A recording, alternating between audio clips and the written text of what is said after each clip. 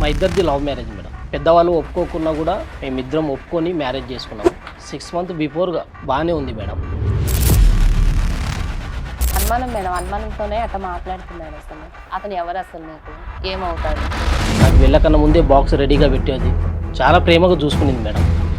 6 months తర్వాత ఏమైందో ఏమో తెలీదు.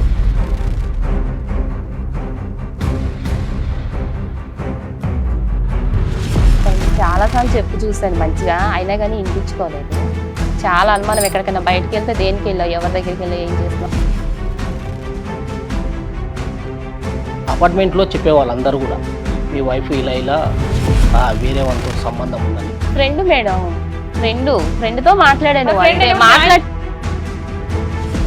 చూసేసరికి ఇంట్లో లోపల ఉన్నారు. వాళ్ళిద్దరు పర్సనల్స్ నీతో మాట్లాడడానికి వెళ్ళారు. అవును అవును. అతను ఇంకొక ఫ్రెండ్ కూడా నీకు తెలుసా? ఇంకో ఫ్రెండ్ నాకు తెలియదు. మరి అతను పర్సనల్ మాట్లాడడానికి నువ్వెందుకు వెళ్ళావమ్మా పార్కుకి? నేను కల్లారా చూశాను మేడం. నేను కల్లారా చూశాక కూడా వాళ్ళిద్దరు ఒకే రూమ్లోనే ఉన్నారు. లేదు మేడం, నేను ఒక ఫ్రెండ్తోనే కదా మాట్లాడింది, వేరేగా కాదు కదా, ఒక ఫ్రెండ్తోనే కదా.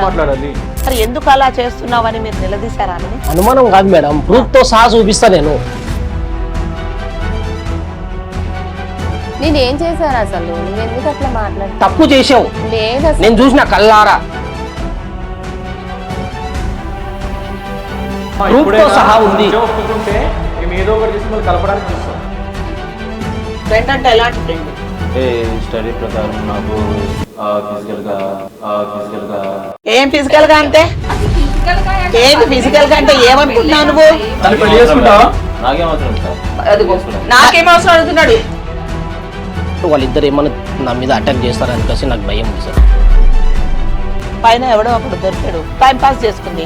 పొద్దునే మన అయితే నీ మీద కూడా కేసు ఫైల్ చేస్తాను.